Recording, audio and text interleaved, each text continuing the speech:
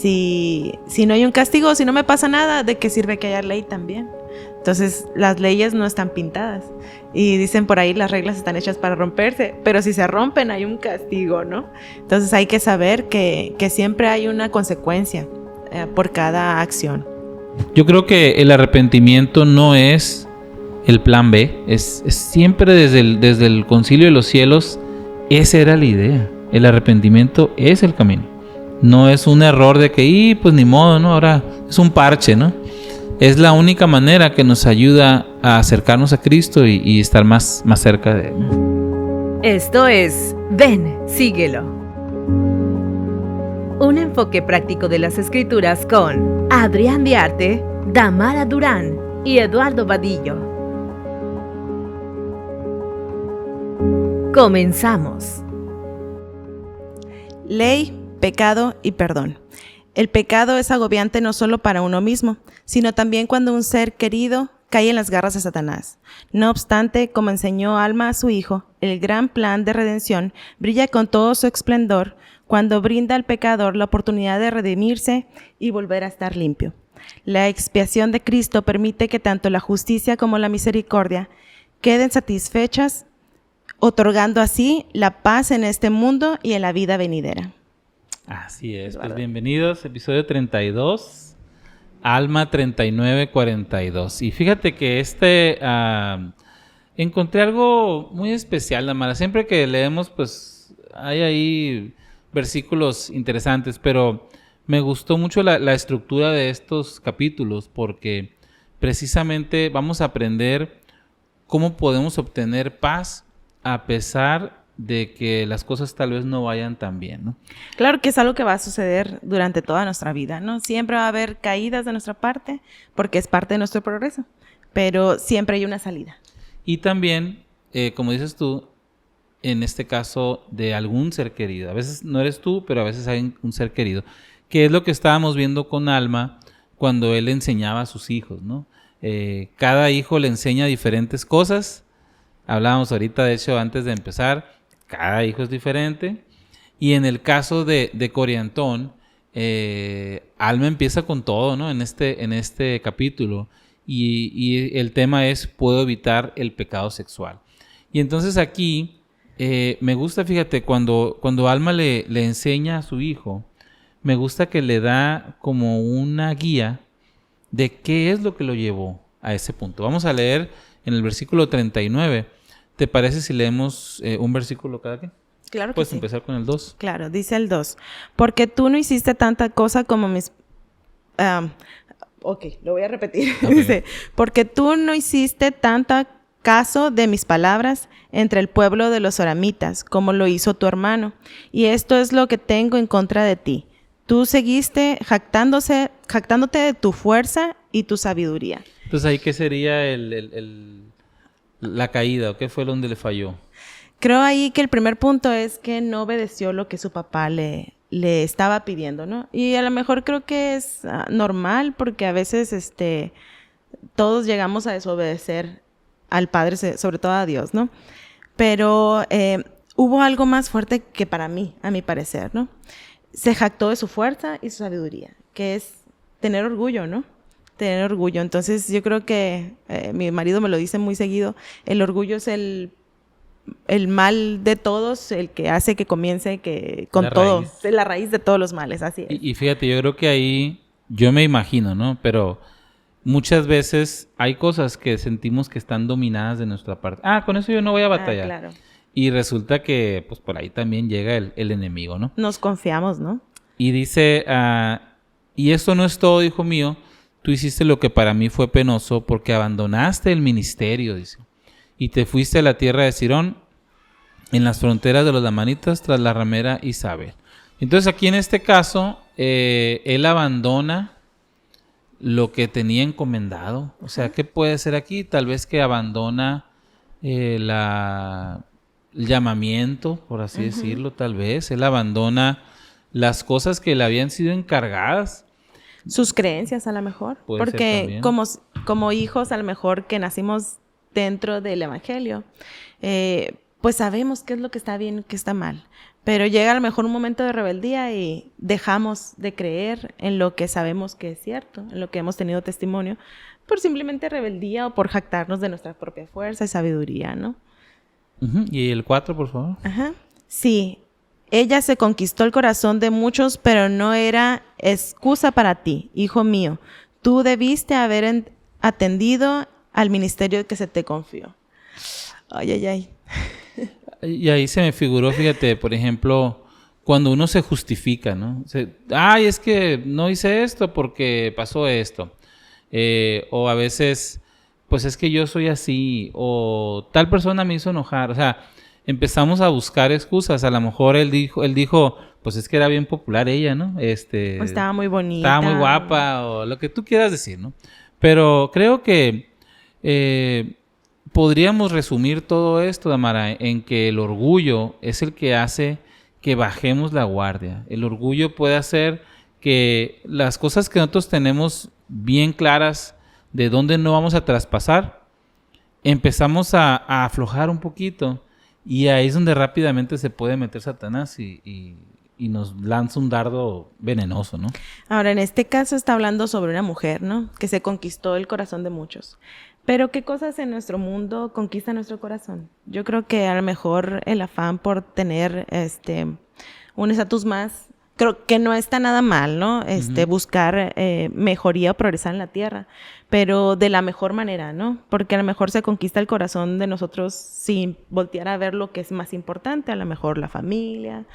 ¿Qué otras cosas pueden conquistar nuestros corazones? Hay muchas distracciones que me gusta mucho cuando dicen los bienes y convenios que te allegarás a tu esposa y solamente a ella, ¿no? Y ese otro puede ser trabajo, puede ser incluso amistades, fíjate, es algo que no es malo, pero te está desviando, ¿no? de lo que debería ser lo más importante. Tal vez, no sé, se me figura que incluso, fíjate, podría ser cualquier cosa, porque yo conozco gente que es demasiado aficionada a lo deportivo. Sí. Y no está mal. O a la política. O a la política, estar alegando ahí en línea, ¿no?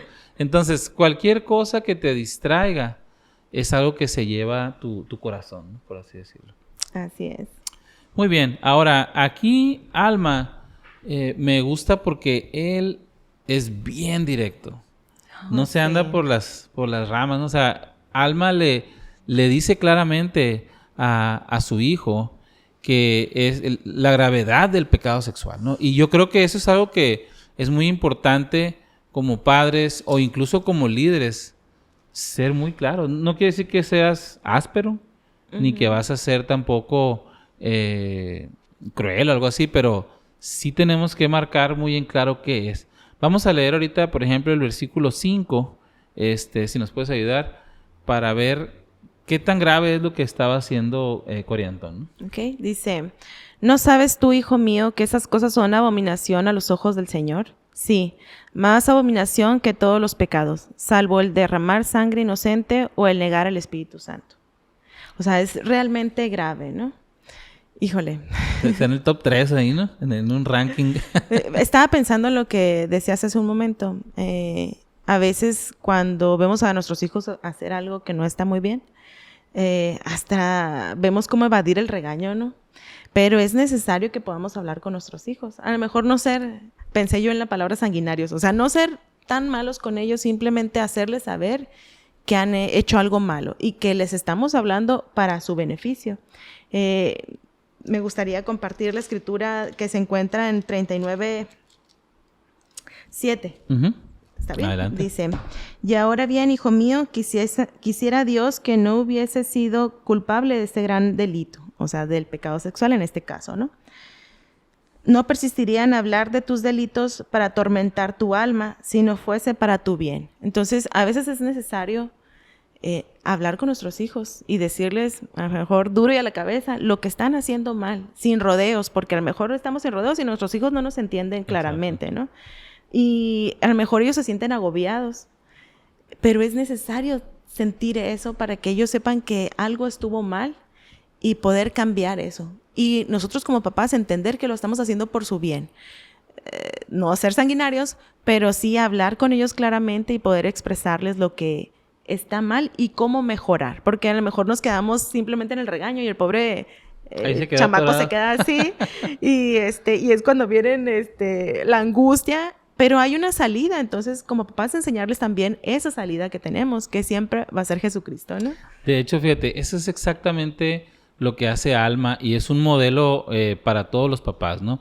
Él le enseña la verdad y luego le dice por qué está mal, también le enseña eso y después le dice cómo puede, con todo el amor, de hecho tú lo lees, el amor de Alma, lees la preocupación, pero lees el amor y entonces cómo puede volver a estar reconciliado con Dios. Y ese es un modelo, fíjate, que en este caso pues es muy, muy claro, ¿no? En el pecado sexual, pero aplica a cualquier cosa. Yo creo que a veces nos enfocamos mucho en el qué, pero no explicamos el por qué. Uh-huh. Y en el caso, por ejemplo, del pecado sexual, que incluye todo lo que es fornicación, adulterio, pornografía, en actualidad. Pornografía, es una falsificación del amor.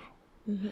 Y todos los pecados más bien, son una falsificación de algo. Por ejemplo, ahorita hablábamos del orgullo, es una falsificación de progreso, de querer mejorar.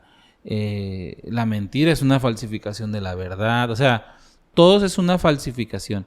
Y en este caso específicamente, a pesar de que el mundo moderno no lo ve, el pecado sexual va en contra del núcleo del plan de salvación, que es la familia.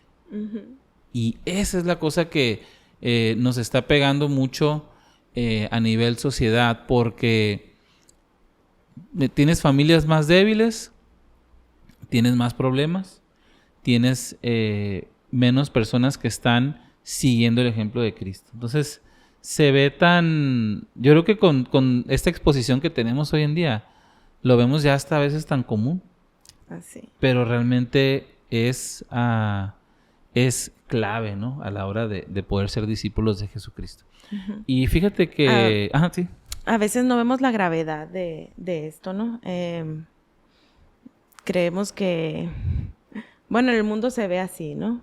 Con ligereza el tema de esto y las cosas que nos llevan a eso, ¿no? Porque siempre el voltear a ver a alguien con una intención que no es correcta, o ocultamente ver pornografía, o empieza a despertar deseos en nuestros corazones que a lo mejor no son muy apropiados si no estás próximo, bueno, nunca, pero o si no estás en un matrimonio también te desvían de amar solamente a tu cónyuge, ¿no? Entonces, no logramos ver la gravedad de esto y el mundo dice, ay, pues no tiene nada de malo. Pero en realidad sabemos que va en contra del plan de felicidad de nuestro Padre Celestial, ¿no? Y de hecho, esos sentimientos, fíjate, que dices tú, viene para la fortaleza de la juventud. Dice, los sentimientos sexuales son una parte importante del plan de Dios para crear matrimonios felices y familias eternas. Estos sentimientos no son pecaminosos, son sagrados. Debido a que los sentimientos sexuales son tan sagrados y tan poderosos, Dios te ha dado su ley de castidad para prepararte para utilizar esos sentimientos como Él desea, ¿no? Y la ley de castidad pues establece que Dios aprueba la actividad sexual únicamente entre un hombre y una mujer que están casados. Ahora, ¿cómo nos bendice esta ley de castidad, Damara? Es una pregunta que yo estaba analizando. Porque alguien puede decir, bueno, pues está padre como buenos modales, pero no, va mucho más allá, ¿no? Y yo creo que este aspecto de tener un control, un autodominio, ¿qué pasa si yo no puedo dominarme a mí mismo? Pues vemos muchísimos problemas hoy en día por eso, ¿no? Que no nomás afecta a uno, claro, afecta a toda la sociedad. Yo lo veo así, a mí me protege para en un futuro ser feliz. En un futuro que yo ya vivo, ¿no? La verdad, vivir esta ley para mí en mi juventud fue clave para yo ser feliz con mi esposo y gozar de esto tan bonito, porque no es pecaminoso los sentimientos, ¿no? Me gustó mucho esa parte que dice la fortaleza para la juventud, porque a veces como adolescentes que pasas de niño a joven. Tenemos sentimientos que descubres cuando un niño se te acerca y, uy, me gusta. Pero a veces los tachamos de malos porque a lo mejor nos va a llevar a hacer algo malo, pero no es malo siempre y cuando se usen en su debido tiempo, ¿no? Entonces, el Señor nos crió tan perfectos para sentir esto tan bonito de la atracción, por decirlo así. Pues así es, ¿verdad? Pero es para un sabio propósito, que es tener familias en esta vida y ser felices con ellas, ¿no?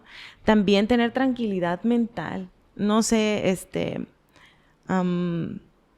conozco personas que han sido agobiadas por no cumplir con esta ley y les atormenta de cierta forma, ¿no?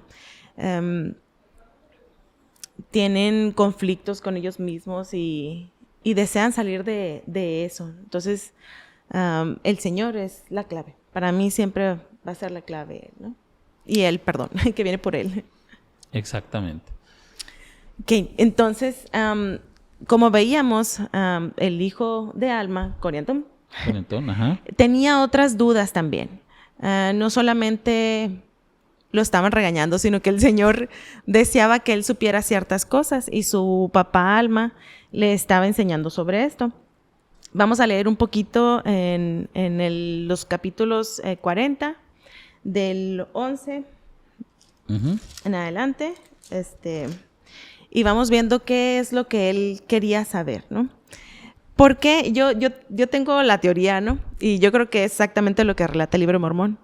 A él le agobiaba saber, o porque ya sabía que había cometido un pecado, ¿no? ¿Qué iba a pasar con él después de la muerte, ¿no? Y creo que muchos de nosotros nos llegamos a preguntar eso, ¿no? Porque podemos vivir una vida desenfrenada y dices tú, bueno, a lo mejor estoy bien o estoy mal, o en algún momento caigo en cuenta que estoy mal, pero ¿qué me va a pasar después de si no me arrepiento? O si no hay esperanza. O si no hay esperanza. Ya hice tantas cosas malas que ya estoy en un punto de no retorno, ¿no? Tal vez. ¿Quieres que lea el 11? Sí, por favor. Muy bien. Dice, ahora bien, respecto al estado del alma entre la muerte y la resurrección, he aquí un ángel me ha hecho saber que los espíritus de todos los hombres, en cuanto se separan de este cuerpo mortal, sí, los espíritus de todos los hombres, sean buenos o malos, son llevados de regreso a ese Dios que les dio la vida. Así es. Entonces, ¿qué va a pasar después de morir? Pues ahí vamos de vuelta todos. Así es. Y dice en el 12, y sucederá que todos los espíritus de los que son justos serán recibidos en un estado de felicidad que se llama paraíso, un estado de descanso, un estado de paz, donde descansarán de todas sus aflicciones y de todo cuidado y pena. ¿Eduardo? Y dice el 13, y entonces acontecerá que los espíritus de los malvados, sí, los que son malos, pues he aquí, no tienen parte ni porción del Espíritu del Señor, porque escogieron las malas obras en lugar de las buenas, por lo que el espíritu del diablo entró en ellos y se posesionó de su casa. Estos serán echados a las tinieblas de afuera, y habrá llantos y lamentos y el crujir de dientes, y esto a causa de su propia iniquidad. Así es. Entonces, ¿qué entendemos? Pues después de esta vida morimos y los que fueron buenos irán a un estado de paz, llamado paraíso, y los que no. Pues me gusta lo que dice ahí, dice, son los que escogieron. Eso iba a recalcar. Obras, ¿no? Así la tira teniente. Sí. O sea, al final es, tú mismo estás decidiendo para dónde vas, ¿no? No es como que, ay, me tocó la lotería de la buena suerte, o en su defecto, me tocó la lotería de la mala suerte y pues ya ni modo, me tocó estar en el lugar feo, ¿no? Creo que hay muchas personas que piensan que me va mal nada más porque sí, o por la mala suerte, pero en realidad tiene mucho que ver con las decisiones que tomamos. O al revés, vidas. O al decir, yo soy como los salamitas, yo soy elegido. Todos ustedes súbditos, ¿no? Pero realmente no, es una decisión, ¿no? Y yo creo que ahí es una muestra más del amor de Dios, aunque no parezca, pero sí. Así es. ¿Tú qué crees que haya pensado Coriantum en cuanto a lo que estaba haciendo en su vida? Yo creo que él, mira, si él era alguien que iba a predicar, él tenía una muy buena noción y conocimiento de esto. Yo creo que él estaba más bien en un estado de tratar de justificar y decir, bueno, pues es que estaba fuera de mi control, ¿no? Ajá. Pero pues como vimos, pues no. Realmente fue muy claro, ¿no? Ahí se le estaba diciendo que realmente esas decisiones que él tomó le estaban en un futuro llevando a ese lugar que me imagino yo que no se le antojaba para nada, ¿no? Así es, y entonces nosotros somos los que decidimos a dónde deseamos ir. Yo creo que él entró en como, ay, nanita, ¿no? Le cayó Saber. el 20, como decimos. Así es. Entonces, pero él seguía teniendo dudas, ¿no? Me imagino que cuando alguien te habla sobre la vida después de la muerte, dices tú, quiero saber más. Y el propio Alma dice que él, pues pregunta, porque de todos modos no sabe todas las cosas, pero el ángel le reveló visión sobre lo que pasaría, ¿no? Entonces vamos a leer en los versículos 23. ¿Me puedes ayudar a leer ahí? Sí, dice, y el alma será restaurada al cuerpo y el cuerpo al alma. Sí, y todo miembro y coyuntura será restablecido a su cuerpo. Sí, ni un cabello de la cabeza se perderá, qué bueno, sino que todo será restablecido a su propia y perfecta forma. Conveniente, ¿verdad? Sí, está muy padre. Pero fíjate, ¿sabes por qué me gusta este versículo? No es por el cabello, ¿eh? Es porque, como dice, todo será restablecido a su propia y perfecta forma. ¿Y cuántas personas no conocemos, Amara, que a lo mejor batallan con alguna cosa física que les impide disfrutar al máximo de muchas cosas, ¿no? Fíjate que en mi andar ahí por el llamamiento, me toca ver a diferentes tipos de jovencitos y hay algunos que tienen desafíos físicos y dices tú, qué difícil, pero qué esperanzador saber que viene esta promesa, que se va a cumplir esta promesa de que ellos van a tener todo. Ajá. De hecho, es la escritura que se me viene a la mente cuando veo a alguien que sufre un déficit. Digo, yo desde niña la escuchaba, ¿no? Y dije, en otra vida él estará pleno. Y fíjate que me calla a veces esto, ¿no? Porque veo personas tan felices también. Ajá. El Señor les permite tener felicidad a pesar de que les hace falta a alguna parte de su cuerpo, ¿no? Y aquí está la cita que te había dicho hace rato del presidente Nelson, que dice, mis queridos hermanos y hermanas, el gozo que sentimos tiene poco que ver con las circunstancias de nuestra vida, pero tiene todo que ver con el enfoque de nuestra vida. Entonces también ahí, en eso, Amara, también decidimos. También decidimos si somos felices o no, ¿verdad? Y entonces habla sobre la restauración del cuerpo, ¿no?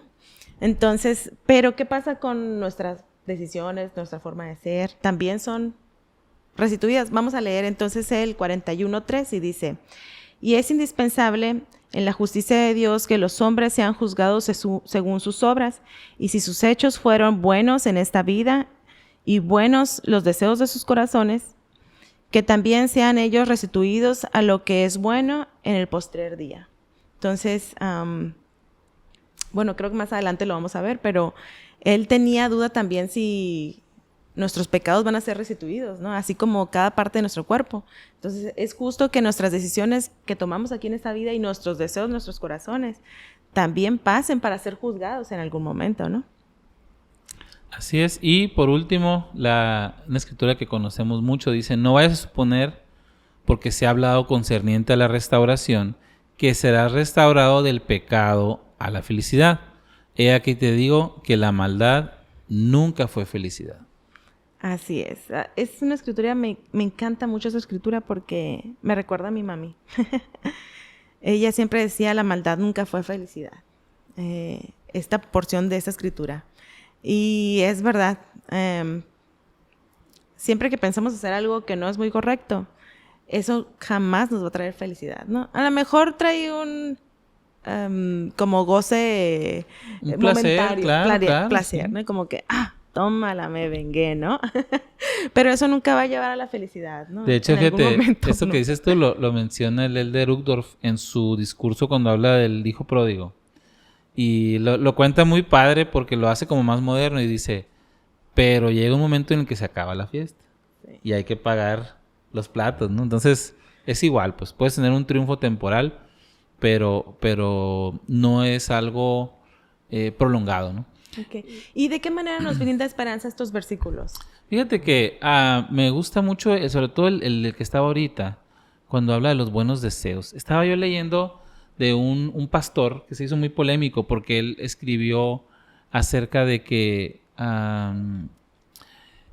hizo como una especie de tributo a diferentes personajes, y entre ellos estaba Gandhi, ¿no? El pacifista indio.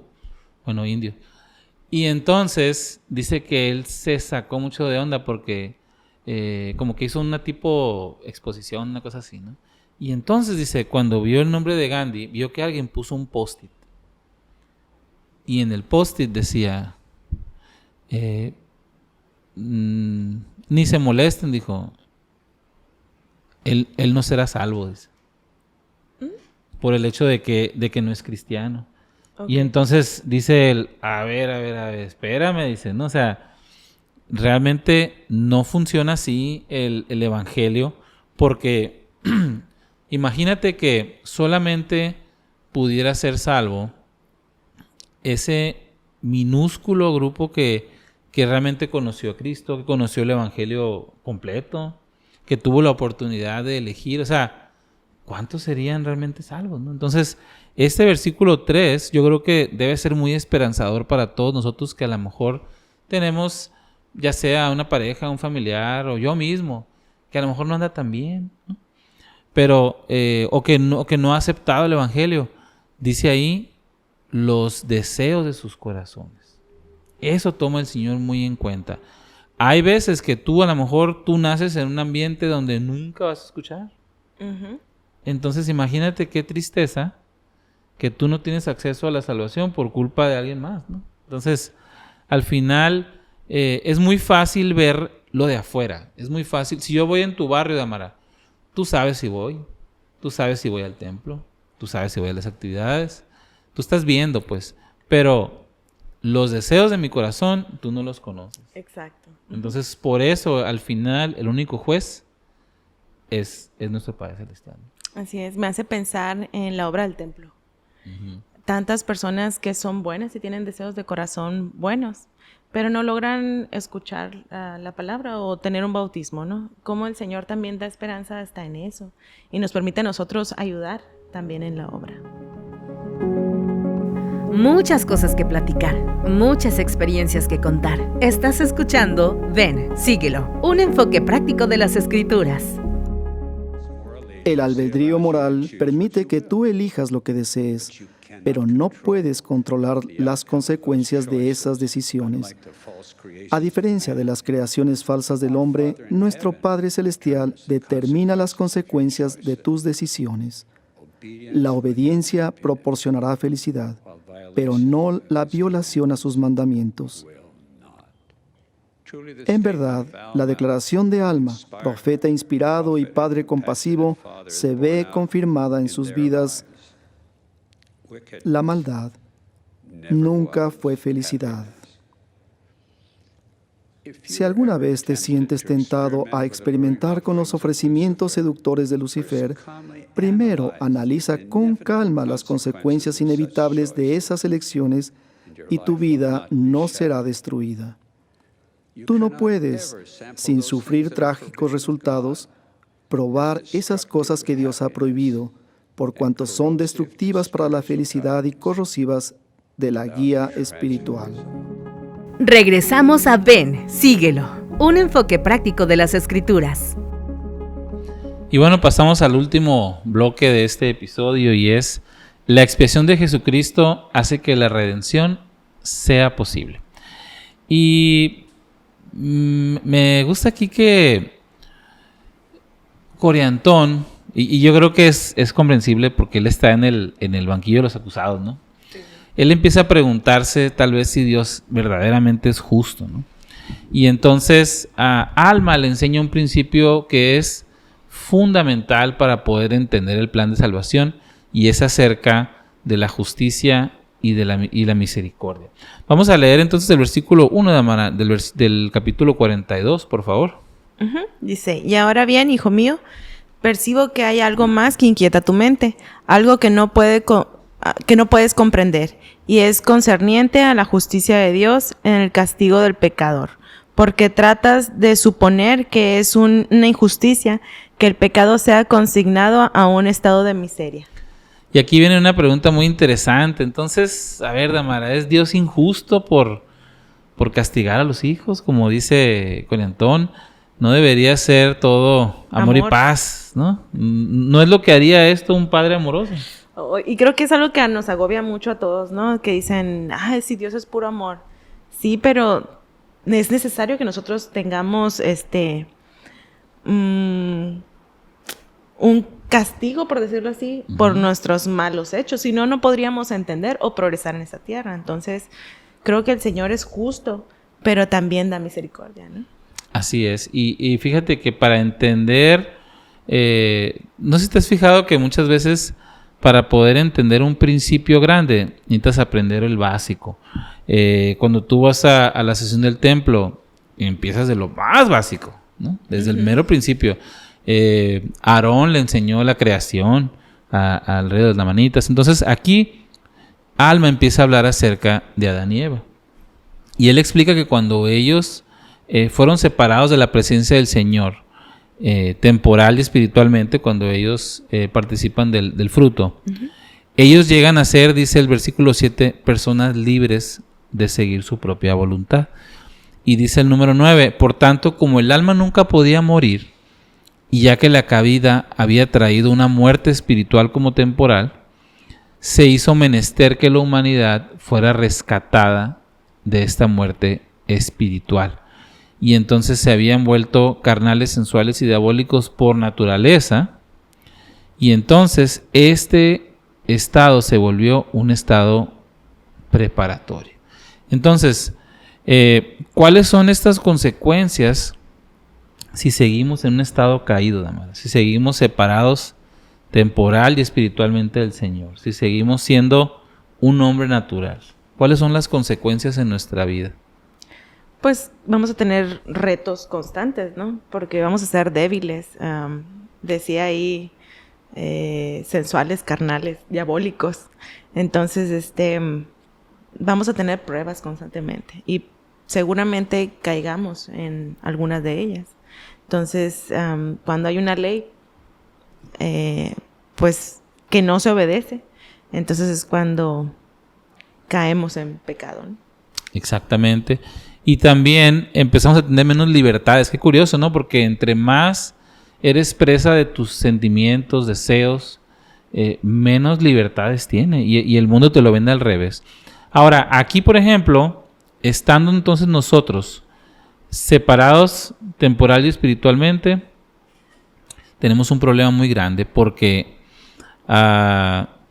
¿dónde queda entonces? Tú has hablado como 4 veces ahorita de la justicia, pero ¿y la misericordia, no? Entonces vamos a ver que realmente sí es necesaria esta justicia porque hace que las cosas tengan un orden. Pero entonces nos falta la otra mitad, falta la misericordia. Vamos a ver el versículo 15, cómo es este problema y cuál es la solución que tenemos, ¿no? Me encanta cómo le enseña Alma a su hijo sobre esto, ¿no? Y que es la parte donde le pone mucho amor.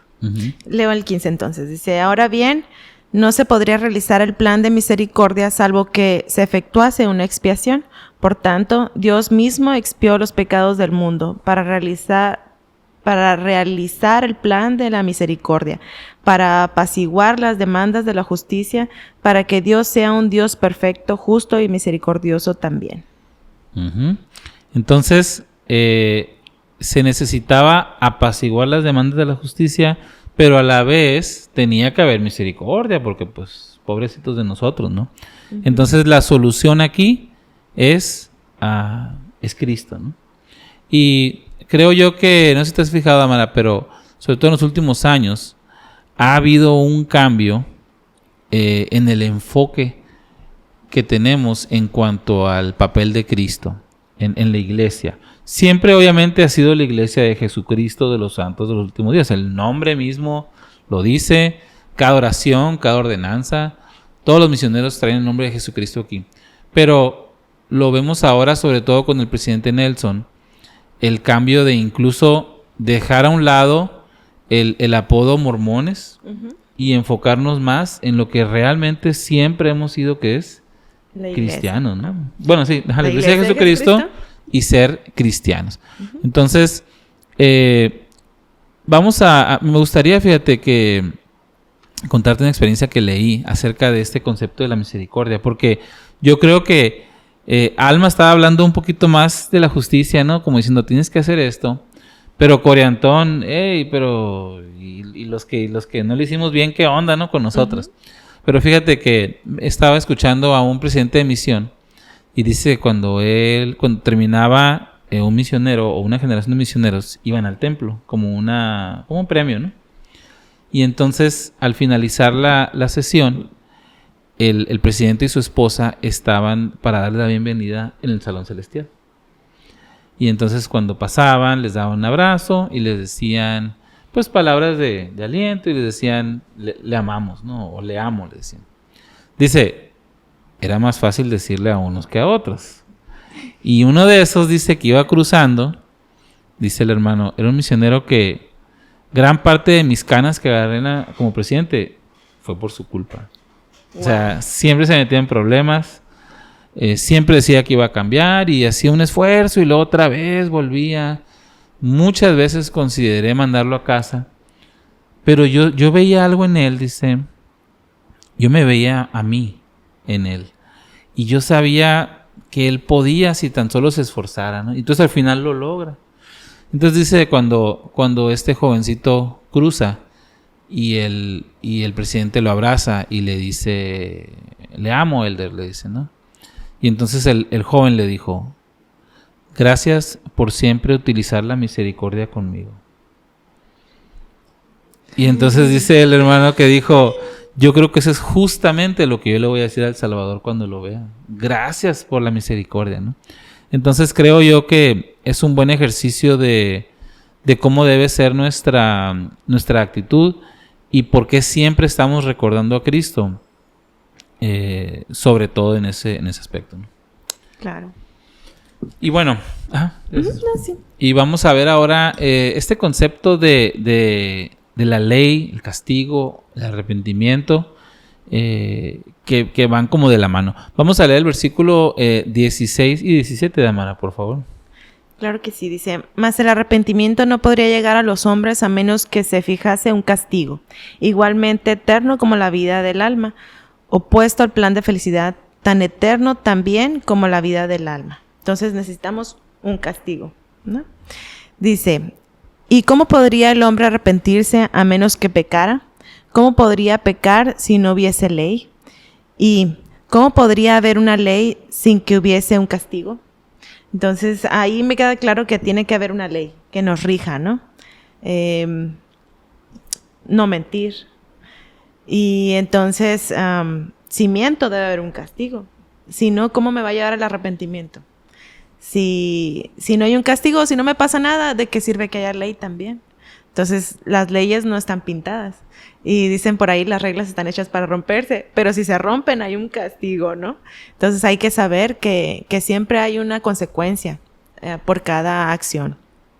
Sí, de hecho, el 20 dice, y también si no hubiese ninguna ley contra el pecado, los hombres no tendrían miedo de pecar. Y luego viene otra pregunta muy interesante. Y si no se hubiese dado ninguna ley, ¿qué podría hacer la justicia si los hombres pecasen? O la misericordia también. Fíjate qué curioso, porque quiere decir que es necesario este castigo para las dos cosas. Claro. Para la justicia y para la misericordia, ¿no? ¿Por qué crees tú entonces que todo esto es necesario, Damara? ¿Por qué no sería más fácil simplemente venimos y pues si hacemos algo mal, pues pobrecito y síguele, ¿no? Me imaginé a alguien muy aburrido. Sí, creo que no habría emociones y es parte de la experiencia de venir aquí a la tierra, de ser seres caídos y aprender. Para poder progresar necesitamos equivocarnos a veces. Hablábamos ahorita sobre nuestros hijos, sobre poner las cosas fáciles. Quisiéramos resolver la vida a nuestros hijos, pero necesitamos que ellos aprendan el camino correcto y a veces es que ellos se equivoquen. Yo digo, amo mucho a mis hijos, les enseño para que no se equivoquen, pero sé que se van a equivocar.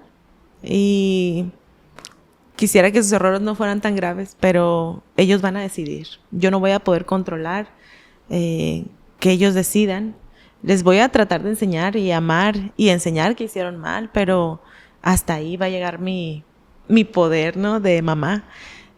Pero que ellos sepan que también la misericordia está en sus manos, ¿no? Que se pueden arrepentir. Y va a venir nada más por sentirse mal. Ese arrepentimiento, ese sentimiento va a llegar solamente por un castigo. Entonces es necesario, no tengamos miedo al castigar a nuestros hijos a veces, ¿no? Sí, eso es totalmente de acuerdo, porque yo creo que hay un concepto erróneo de que la felicidad es la ausencia de problemas. Y eso no es cierto, porque como vimos ahorita con la cita del presidente Nelson, no tienen que ver las circunstancias. Yo creo que en este intento, Damara, que a veces podemos llegar a tener de que no batallen, les estás privando de la misma esencia de lo que les va a dar felicidad. Tú no puedes disfrutar de lo bueno si no conoces lo malo. Tú no puedes disfrutar de una buena comida si no tienes hambre, ¿no? Que eso sí sería trágico. Entonces, creo yo que sí, obviamente como padres tenemos que pues que estén cómodos, que no les falte nada, pero no llegar al punto de querer evitar que ellos sufran, porque esa es la naturaleza misma de la vida. ¿Qué es lo que dicen, no? ¿Qué pasa si tú abres el capullo de por una mariposa? Pues nunca va a tener la fuerza, ¿no? Para desarrollarse y enfrentar sola las adversidades, ¿no? Entonces, yo creo que el arrepentimiento no es el plan B, es siempre desde el concilio de los cielos, esa era la idea. El arrepentimiento es el camino. No es un error de que, pues ni modo, ¿no? Ahora es un parche, ¿no? Es la única manera que nos ayuda a acercarnos a Cristo y estar más cerca de Él, ¿no? A veces vemos el arrepentimiento como un castigo también, ¿no? Pero debemos de verlo como algo que nos va a sanar, algo que nos va a acercar al Señor y que nos va a curar de todo mal. No como algo malo que viene a hacernos sentir muy mal, agobiados.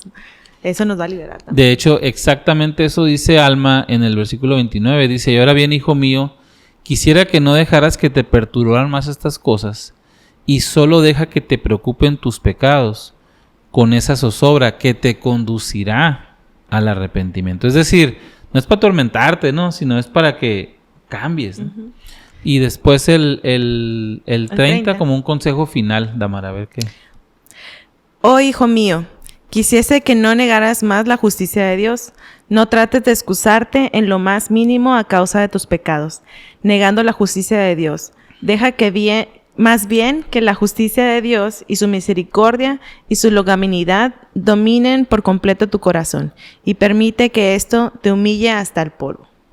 Me encanta la parte que dice, no trates de excusarte en lo más mínimo a causa de tus pecados. Uy, yo creo que a veces nos cuesta trabajo reconocer que hemos pecado y hasta queremos, pero nos excusamos, ¿no?